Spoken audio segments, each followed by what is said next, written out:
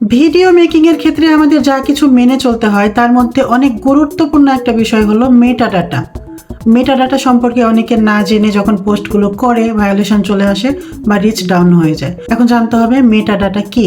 ভিডিওর পুরো বিষয়বস্তুটাই হচ্ছে মেটাডাটা, অর্থাৎ আপনার ভিডিওর বিষয়বস্তু, আপনি কি বর্ণনা করছেন আপনার কণ্ঠ দিয়ে, ভিডিওর উপরে আপনি কোন লেখাটা লিখেছেন, আপনি কোন টাইটেল দিচ্ছেন, কোন ডেসক্রিপশন দিচ্ছেন এবং কোন হ্যাশট্যাগ দিচ্ছেন, এগুলো সবই মেটাডাটার অন্তর্ভুক্ত। তো একটা ভিডিও যখন আমরা আপলোড করব, সেই ভিডিওর বিষয়বস্তুর সাথে তার টাইটেল, থাম্বনেল, হ্যাশট্যাগ এবং আপনি যে ধারাটা বর্ণনা করছেন সব কিছু মিল থাকতে হবে। একটা রান্নার ভিডিও করতে গিয়ে যদি টাইটেলে একটা প্রবাদ বাক্য লিখেন যেটা রান্নার সাথে কোনো মিল নেই, হ্যাশট্যাগ দিচ্ছেন অন্যরকম, আপনি ভিডিওর উপরে লেখা দিয়েছেন আরেকটা, রান্না করছেন এক জিনিস, সে ভিডিওতে কণ্ঠ দিয়েছেন অন্য আরেকটা কথা, অর্থাৎ title, thumbnail, description, hashtag, video বর্ণনা কোনো কিছুর সাথে কোনোটার মিল নাই। এটা মেটাডাটা লঙ্ঘন হবে, অসঙ্গতি এবং অসংলগ্নতা ধরা পড়বে, যেটা মেটাডাটা বহির্ভূত।